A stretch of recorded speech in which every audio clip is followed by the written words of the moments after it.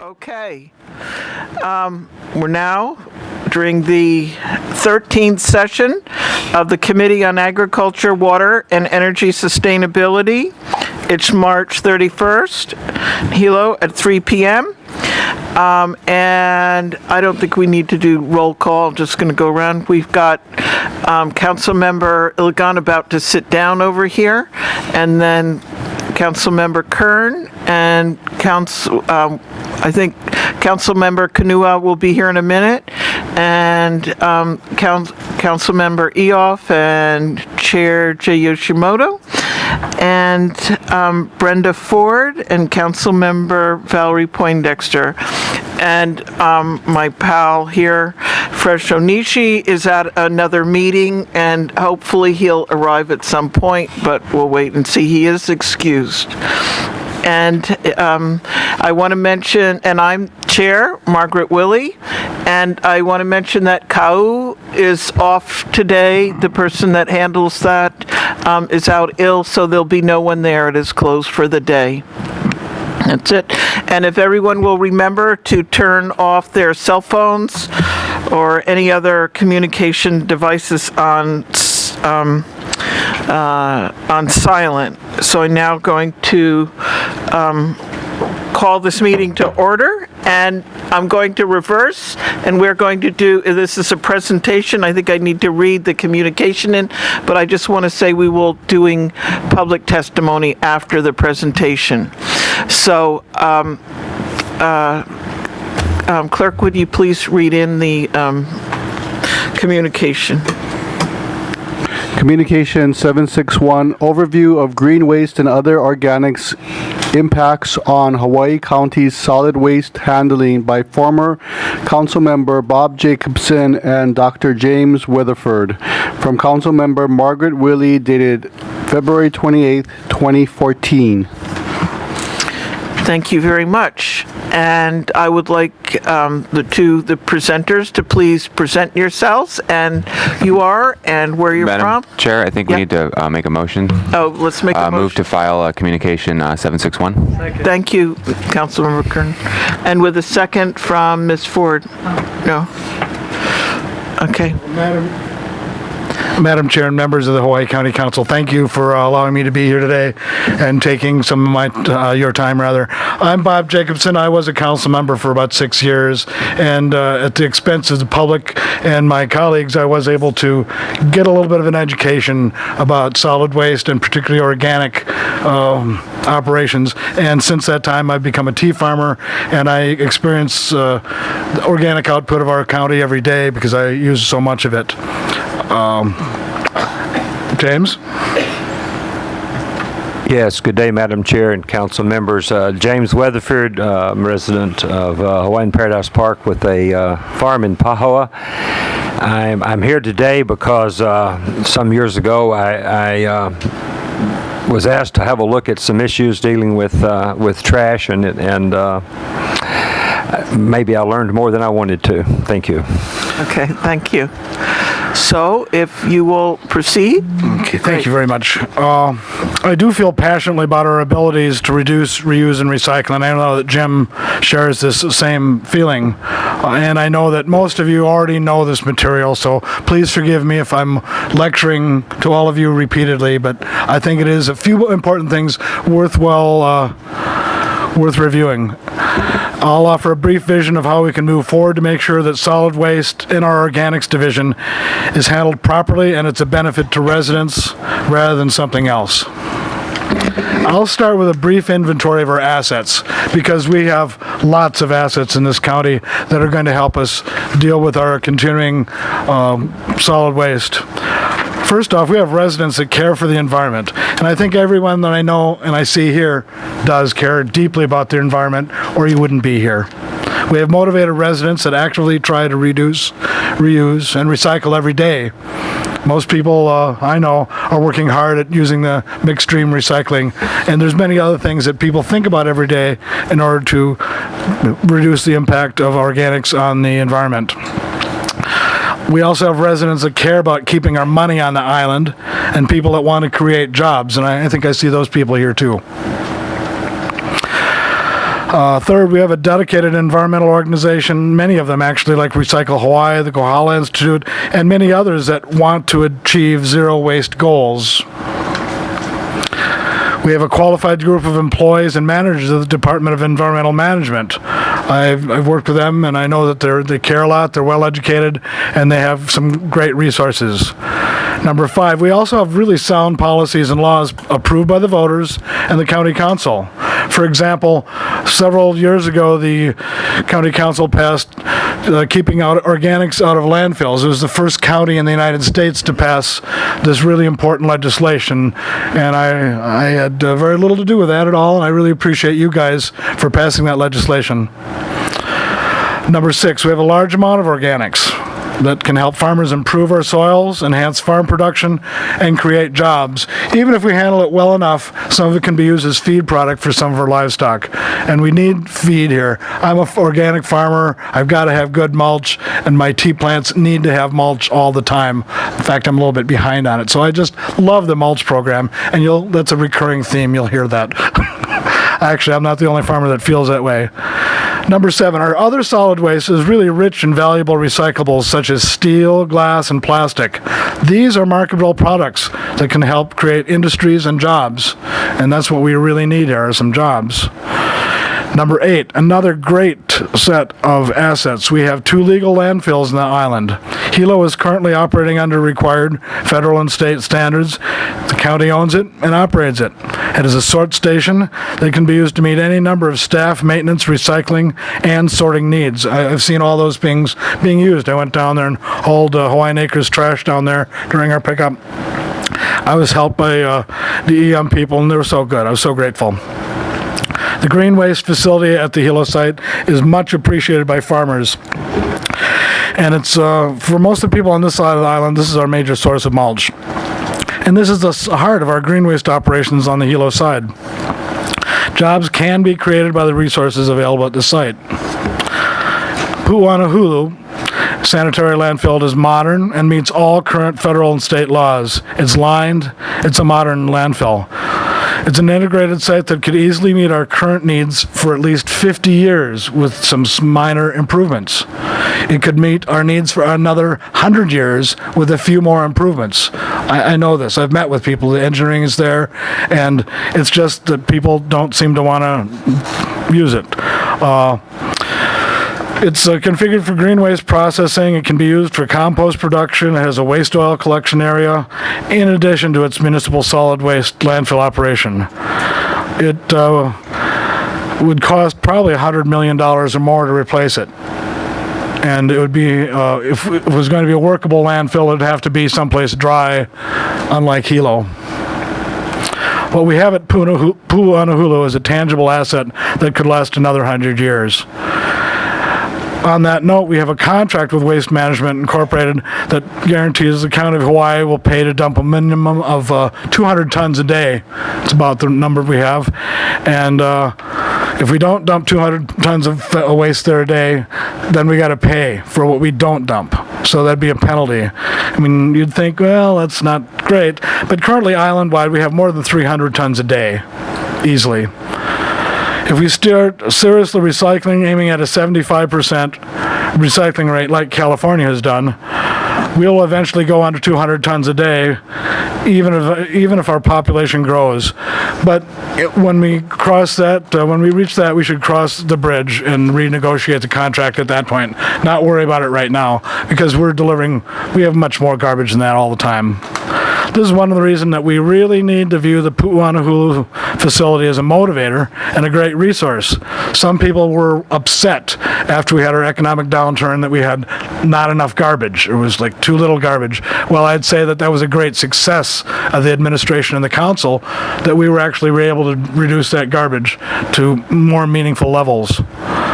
Number 9, we have 21 transfer stations all over the island that can be used to develop recycling sites like we have in Keau and Pahoa. We have residents near each one of these sites that want to reduce, reuse, and recycle, and receive mulch at these sites.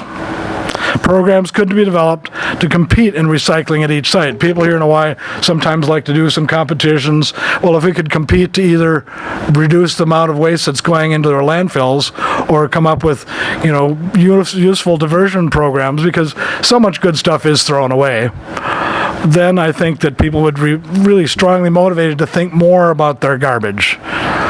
Number 10, there's all types of farms and livestock operations that need all types of products that result from recycling and reusing organic wastes generated by resorts, restaurants, landscaping processes, and other sources. Because we have a large number of tourist-related industries, our county has a huge amount of food garbage which can and needs to be used by feed operations. Waste food oils are actively being recovered by biodiesel producers, and there's a few other things to pick up. I have to say that the hotels have been really good about a lot of it. About 5 years ago, there was a recycling conference in Kona 6 years ago, and the people that needed to go to that conference went, and they actually enacted many of the ideas that came through, and that people really were cutting back on the waste. The hotels realized that handling things in a sensible fashion actually makes them money and saves them money and gives them more facilities to produce the products they need, even on their own site. So some are starting to do their own garbage sensibly enough. You have to have a certain scale to make that effective, and that's why we do have the scale in this county. Number 11, we have many, many people who are willing to work or are actively seeking employment and jobs created around recycling. And some people would take a job in recycling just because they believe in it, not because it's the most exciting job in the world, but there's many people working at recycling for free right now or at very low wages. Number 12, cheap electric power is available on site at South Point Windmills if we want to build a glass or plastics molding or recovery facility there. I spoke with the owners of the facility years ago. They have surplus production that Helco won't buy, and rules prohibit them from selling power off-site. They'd like to sell unused power at reasonable rates. Solar power is also available and reduces the need to buy power. Mulch facilities that you want to turn mulch into compost, they need some power too, so that power could possibly be used out there. But actually, what we really need is funding and implementation of our County of Hawaii policies on zero waste and keeping organics out of the landfills. Spend our taxes locally on those programs that create the most local jobs and the greatest benefits to residents, as well as protecting the environment. We just need to fully implement these programs. I mean, the people are there, the money just hasn't been provided. This is how you can help create jobs that will come from a systematic program of reducing, reusing, and recycling. The County Council can develop a budget and pass something that will accomplish these goals. You know how to write a budget that can guarantee that the mayor will implement your policies. All it needs is 6 or more of you to make sure that you're not only setting this policy, but you're willing to write a budget that you need to make sure that it gets the best results for current and future taxpayers. The Department of Environmental Management does have the expertise to carry out these programs or to contract with the appropriate entities. Remember that the Charter of the Hawai'i County states that you guys are the policymakers here. You set the policy. What we don't need to do is to rush into expensive solutions that are hawked like snake oil, purporting to save us by expensive, high-tech, and experimental and environmentally questionable solutions. Doing the right thing is simple. Just reduce, reuse, and recycle. I did pass out this handout that I just got from NRDC, and it's a really great article. It focuses on the jobs that are going to be resulting from California's urging by the people to achieve 75% recycling. It's a clear-cut, well-designed study. It tells you that jobs will be created if you focus on the right things. And I think if you focus on the programs that produce the most jobs locally, that's what's going to give the biggest bang for all the people of this county. And I think that there's money to be made here. Garbage is not a bad thing. It's a good thing. Thank you. James? Aloha. Good morning again. I thought it would practical, give a little quick background on, again, why I'm here. A few years ago, the Hawaii went through another RFP process regarding waste reduction technology. And I had occasion to go over to the finance department where they were storing the boxes of that information, all 20-something boxes of papers. And I read every one of those boxes. And so I got a pretty good perspective then. Mayor Harry Kim asked me on his behalf to go to Manhattan at Columbia University to the Waste to Energy Research and Technology Conference. And that was very interesting. I got to meet a lot of people involved in waste to energy. That particular year, the focus was on Europe. And many people were there from Europe, and I quickly saw that while waste to energy was big in Europe, they could use district heat to heat their large city buildings, which we could not, and they had people in cities of 10 million people where they could generate what they needed. So it's a really different ball game quickly. And the third thing, my wife Elizabeth and I had occasion to visit New Zealand, and prior to going there, we made the contacts. And in addition to having a nice vacation, we also did visit 3 communities there that have been very successful in zero waste, small rural communities. And many times we would be in a place there and look around and say, this could be the big island. And certainly what Bob was just talking about creating jobs, we really saw it happening. I wanted to share this with you. This is from the United States Environmental Protection Agency. Their data over the last so many years, they did not have data for every single year, but basically this shows what happened from 2000 through 2011. You'll see the orange bars are in steady decline. That is a combination of landfill and combustion. You'll see that the green bars right across time, the trend is clearly increasing materials recovery through recycling and composting. It is simply, I heard it said some years ago that waste to energy was the wave of the future. This clearly disputes that in this country. Again, landfill and combustion are declining and recycling and composting are increasing. We do not want to invest in a declining situation. And while I'm stopped here just a minute, let me point out, you have all these slides in a handout. Okay? Yeah. Is this off? We think it's off now. No worries. Okay, let me just clarify. You have all these slides in the handout, but I've taken a few off for the purposes today of discussion, but there's a lot more information in your handout than will be on the slides here. Diversion. If there's anything that I've seen is so true, diversion is the first priority. Diverting from the landfill, diverting from any sort of waste to energy. And there's much yet that can and needs to be done on this island. You have to separate and sort, no matter what is done. Even if you're going to do waste to energy, you still have to separate and sort. If you're going to do zero waste, you have to separate and source. Make sure that we do that. The people who are selling waste to energy facilities won't tell you this up front because they know if you separate and sort first, they might not get their bid in. I'll just tell you, combustion waste to energy is obsolete. Don't even go there. Again, I'll show you this. The orange show it's a steady decline. Buggy whips went out, waste to energy combustion is going out too. There are a lot of other technologies around. All I can say is approach that with an abundance of caution. A few basic points. Do they allow you flexibility for changes? If you're locked in on a 30-year contract and the resources going into materials change, the markets change, the technology changes, that's too bad. You're stuck for 30 years. The put or pay provision at the landfill in West Hawaii, as an economist, I think that is absurd. And it's a standard thing in this type of contract that you have to deliver garbage to these people, whether you have it or not, or you pay. This is called put or pay. And it is really something that you'll get stuck with in many of these technologies. And finally, we have a population, tourists and everyone included, of maybe 200,000 people. That is simply not an adequate volume to have the economies of scale of most of these technologies.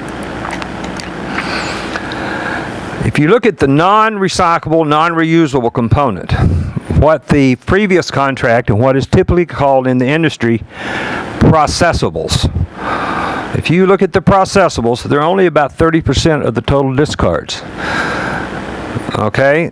For example, the last time we were going to pay $125 million to generate a travel approach. My personal preference as a citizen of this county and as someone who studied this is you have to give zero waste a chance. Bob is exactly right. The policies have been passed, they've been provided for, they have not been implemented. It is commercially proven to empower local communities rather than encumber them. And again, these large, expensive technologies you're talking about encumbering our community. I'm going to leave this with you, but I want to discuss it a little bit. I've tried to put together on the left-hand side what we can expect to see with a zero-waste resource management strategy, and on the right side with a high-technology waste-to-energy strategy. As I've already pointed out, the trends are the waste-to-energy is in decline and the other is growing. The community role in these is that we pay and we go in debt for waste to energy. With zero waste resource management, the community is empowered. And that's a big thing to me. I don't know about you. I want my community empowered. Who do we trust? On the left, we look at the local community. On the right, we have a legal contract with our lawyers against theirs. What type of business are you looking at? Zero waste resource management has really been driven by local entrepreneurs. Otherwise, you have large multinational corporations. And I'll say about the business, one of the things we saw in New Zealand that was really encouraging and very successful were locally formed nonprofit organizations had taken on the role of managing the solid waste. We saw some local jurisdictions doing it, but in multiple cases we saw where the local jurisdiction had put out the RFP and a locally formed hui basically had put up their hand and made a bid and were being very successful. We saw a place, Wai'iki Island in Auckland Council, that had a population of 6,000 on the island and a population of 20,000 on a daily basis, commuters coming and going, a real trash nightmare. They went from employing 3 people when the local government was doing it to employing more than 20 people when the nonprofit was doing. They were salvaging, they were rebuilding, they were sorting, they were selling, they were making it work, creating jobs, creating employment. Who benefits? The local benefits are very minimal with waste to energy. They're very high with resource management. And this is another point that's important to me, financial risk. They're real high. I have seen several references online, if you search enough, investment houses that are assessing different sorts of investments, and they always give waste to energy a high risk premium. Investors consider waste to energy high risk. Interest rates are higher there. There is a difference in environmental health risk, and the bottom is a real important strategic decision. Can we adapt to changing technology and markets? The waste to energy doesn't do that. You're stuck once you sign the line. Otherwise, you have flexibility. Please consider this. I'll be glad if you have any questions. There's a lot more in your handout about some things we saw in New Zealand. I'll be glad to answer questions on that or anything else. Thank you.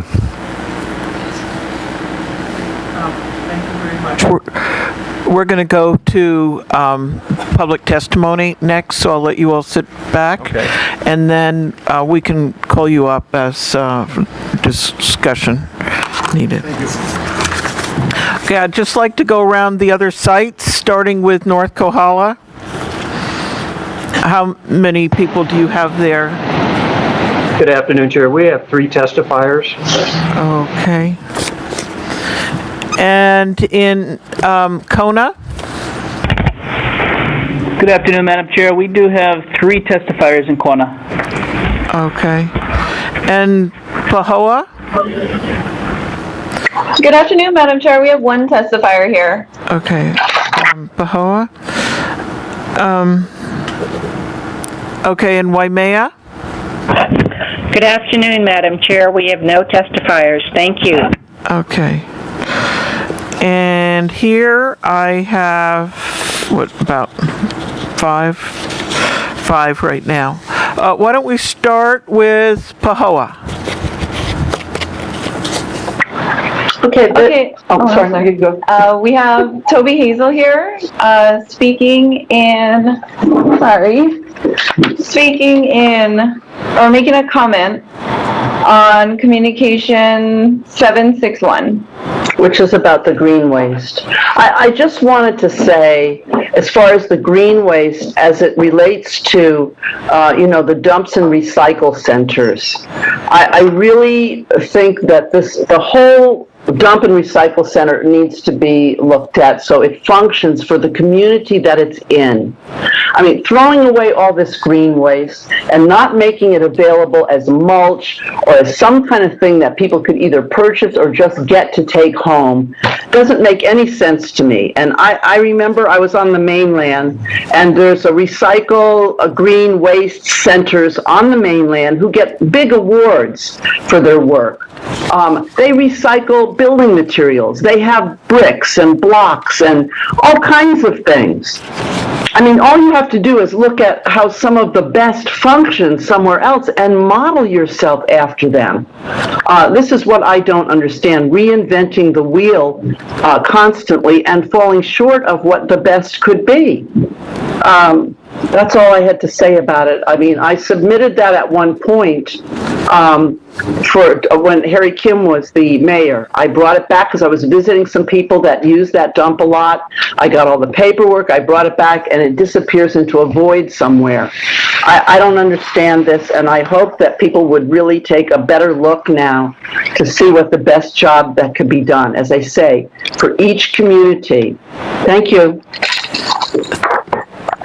Thank you very much.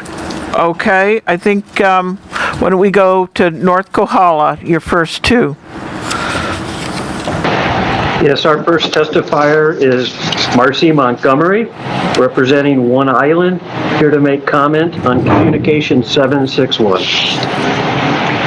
I wanted to thank you all for the opportunity to make green waste a prominent part of our community conversation. I have farmed or gardened in two different parts of the island, South Kona, which is all rock, and now North Kohala, which appears to have a lot of soil. But in both instances, the most difficult thing about developing a local food system that's viable is a lack of quality or availability of the soil. And green waste is one potential way for us to harness an existing input that's already here. Doesn't take any petroleum to ship it in on a boat. And it's something that if we could handle it with greater intelligence, could actually become a compost product where we could actually reach some of our goals for increasing the local food supply. Without adequate soil quality, we are never going to break our dependency on imported foods, and we're going to remain completely insecure on the food security horizon. So the second point I wanted to make is the location of green waste. In the South Kona area, the cost to bring in a truckload of the free green waste is at least $300 for a dump truckload. For a small farmer, that's quite a lot of transportation expense. And there is talk and possibly already some action in moving that green waste center further north, all the way up to the resort area, which is only going to increase the cost to get the green waste moved south. In the North Kohala area, getting all the way down to the Kona area to bring up truckloads is an equal amount of miles, an equal amount of cost. And if we could decentralize the green waste and start aggregating it in local areas with effective composting programs that use microorganisms to really turn this into a rich and vital product that not only creates green jobs, which is wonderful, but it gives us a chance to really develop a local food system. Without that soil, like I said before, we are not going to be able to break our dependency on imported foods. So I want to encourage the council to not only support green waste, but do it in a way that is intelligent and equally distributed inside local communities so we don't have contamination issues and we lower the cost of transportation. Thank you. Okay, your next testifier. Our next testifier is Lisa Andrews, representing herself and family, speaking in support and making comment on Communication 761. Aloha Council. Yes, this is a extremely important subject, green waste. Always, but certainly the green waste is important for each district on the island to keep within the district for a number of reasons. First, erosion is a constant and topsoil must be replaced, especially with weather getting worse, more extreme, or flooding. Topsoil can be sold at $5 a bag. I don't see how that could hurt having some money go to the county for that, to have green waste going into topsoil and composting programs within each community. We up here in North Kohala, we don't want the fire ant. We don't want coqui frogs. We have the Coqui Coalition, and our dump is constantly getting the coqui frog problem. So these invasives need to be kept in their own community and controlled within their own communities. So it ends up having a very expensive impact on the coalition to chase down these coqui frogs. So we don't want waste to have to drive down to Kona, green waste, and we don't want waste from the resorts coming up here, as has happened in the past. So I think that it is a huge waste to try to make energy from green waste, or burning waste, or laser, or whatever. I think we have solar and wind, and if we get into the Pono battery technology, I think we can turn to other sources of energy to relieve energy costs to people for power and whatnot. But the green waste, I hope that you can make a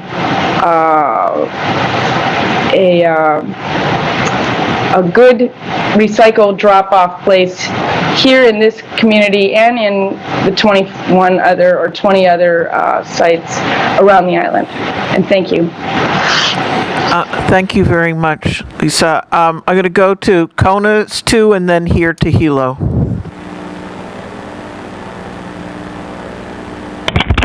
Okay, our first testifier today here in Kona, we have Kelly Greenwell to comment on Communication 761, subject matter solid waste.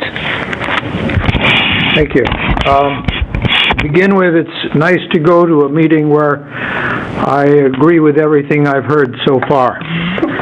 So thank you, everybody, for your testimony, and thank you again, Council, for the opportunity to discuss this issue. I would like to go a little farther afield, in fact, quite a bit further afield, and try and look at this issue from a holistic standpoint and talk about the other issues that are impacted or involved in how we handle our general solid waste stream. Many of you are aware that I have been on this project, if you will, for the last 30-odd years. I am an advocate of composting. I am also an advocate of composting the entire waste stream. I have sent each one of you council members a breakdown on what my thinking is. I'm hoping that you will read it. I'm hoping that you will talk to me further about it. This is a proven methodology, and I would like to say at this point, the reason that you don't see it all over the country is because it is a natural process, and there are no proprietary, there are no patents. It's just something that happens in nature, and in this case, and in the cases where it's being used, it's just that it's organized and it's done in a efficient manner. We can do the same thing here and virtually have no cost to the county, and I'll go into that now briefly. This is an agricultural process that I'm talking about, and therefore it qualifies for USDA monies. It also qualifies for EPA monies at the federal level, and RC&D is where the application should be made. I know a lot of people are skeptical of the thought that there's going to be federal money coming our way, but I'm a strong believer in the fact that there will be dollars made available if we're going to get an economy up and running in this country again. Waste is a renewable resource. It's probably the most valuable renewable resource that we have, and it needs to be considered as such. And I don't want to hear anybody talk about garbage anymore, because that is not what it is. From a holistic standpoint, again, we are now beginning to see the disruption and the pollution of our nearshore waters. We are beginning to see a change in the reef system and the inhabitants. We are going so far, actually, as to make the reefs more nutritious because of the leachate of the golf courses going directly through the cinder soil that has no organic component to it, and getting into our nearshore waters and changing the biosphere of those reef systems. And lo and behold, sharks are beginning to show up, and you know what kind of disaster that will lead to, or already has. Please summarize.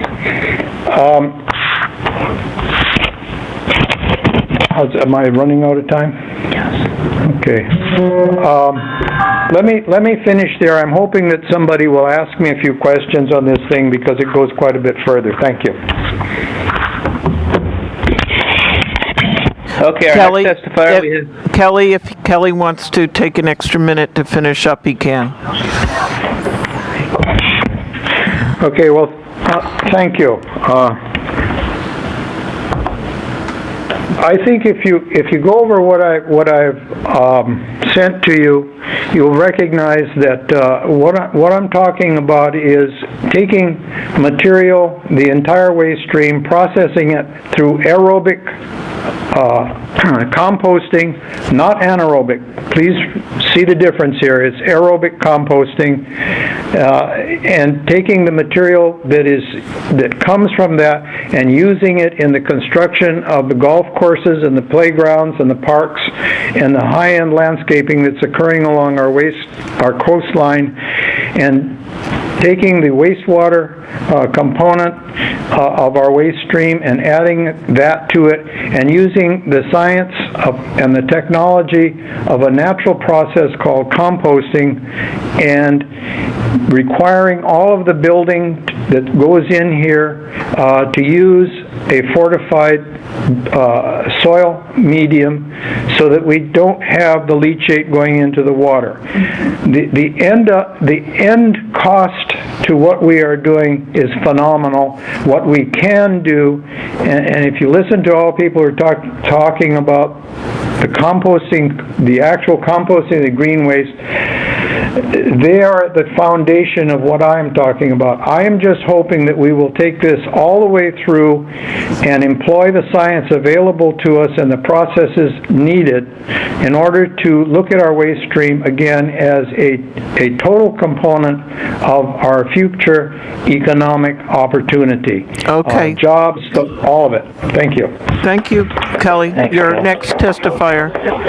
Yes, our next testifier, Culture Consulting, to comment on communication 761. Thank you. Go ahead. Aloha to the council and to all. Thank you for letting us be here today. I am an educator for compost. I'm the consultant for the Recology program in San Francisco, where we recycle and compost the food waste from San Francisco. I have voluminous science-based references that I prepared for everything I'm going to say today. If you'd like to get them, you can contact me at soilculture@AOL.com. Composting is a clean industry that produces a clean product. There are U.S. and both European standards that have been established for a long time that allows us to build compost under controlled conditions with no heavy metals, with no pathogens, and with no weed seeds. In opposition to any type of burning, incineration, or gasification that creates pollution locally and environmentally, including dioxins.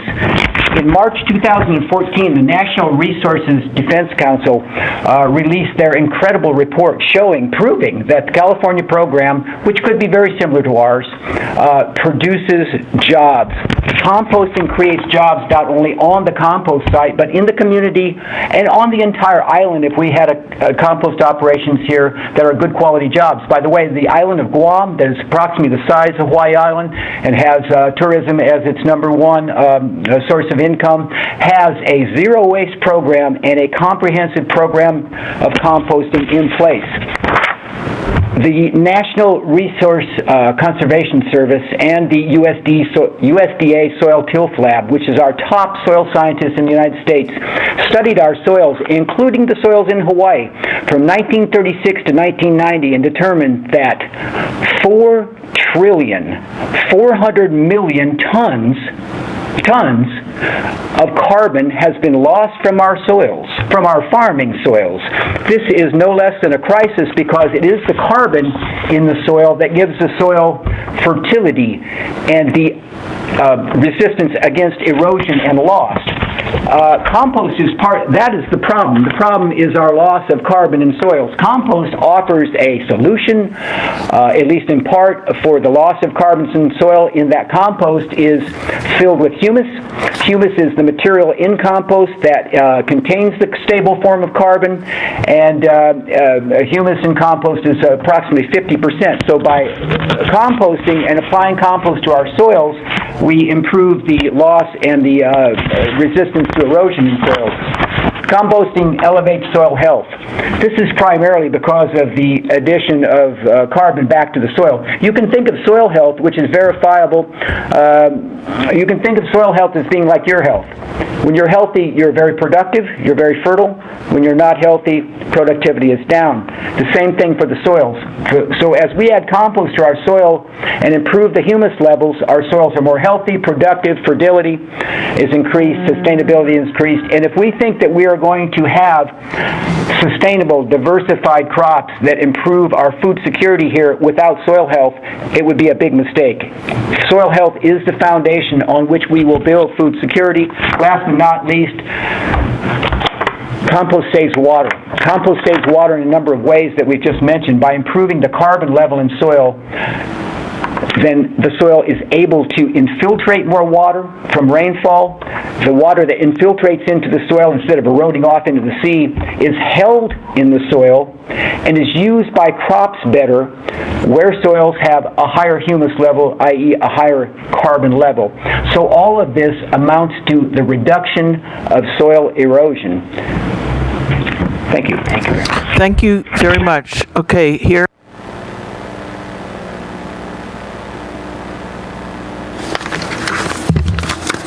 Okay, Sam Robinson and Noah Dodd. Is your microphone on? Yeah. Okay. My name is Sam Robinson, and I'm probably best known here in Hilo for the stuff I've done with Let's Grow Hilo program in downtown. I also work with multiple other organizations, including Recycle Hawaii and the Department of Education. I'm here basically to speak on behalf of myself and say that composting is one of the biggest things that we could do for our community in all the districts here on the island. By keeping stuff in our districts, like multiple other people have said, we're going to create more job opportunities. Can you pull your microphone just a little closer so make sure it comes through? It will create more job opportunities by having people to help sort and to haul the materials instead of hauling it all over the island from Waimea to Hilo or Waimea to Kona. Would actually keep it localized, and we'd be using a lot of smaller scale facilities to create more viable compost and a healthier soil system for our entire island and keeping it locally supplied. So, and that's That's basically it. I just think composting is a huge thing for our island, and educating the community on how to actually properly do it is extremely important for us as a community and as ourselves. If we don't manage our own waste, we can't expect other people to manage it for us. Thank you. Noah? Okay, my is my microphone on? Yeah. Noah Dodd, and I've been a resident on the Big Island for about 14 years. So when I first came here, that's when everything went in the dump, and I got really used to just throwing everything in the dump. There was not much recycling going on when I got here. I got really comfortable with that, and thanks to this woman right here, she's helped me break that process over the last few years. So I wanted to say thank you, Sam, for that. I'm going to talk a little bit today as a landscaper, a school teacher, and as a small business entrepreneur. I've been working as a landscaper on the west side, basically in Waimea, for about 10 years. And for the last 4 years, I've been a school garden educator at HPA Village Campus, working with kindergartners through 8th grade. And as a business entrepreneur, we're living on 40 acres, and we want to start a small-scale, high-quality kind of recycling center where we could actually take the waste stream and make a value-added product, in return sell back, but also create more viable agricultural food for Hawaii, and then take people and put them to work. So as a landscaper, it's not uncommon for some people to drop, between $100,000 to $250,000 on their landscape on the west side. And as a landscaper, the common denominator that we all see in that is the money spent on soil and aggregate and trucking the materials to improve the conditions to get plants to grow.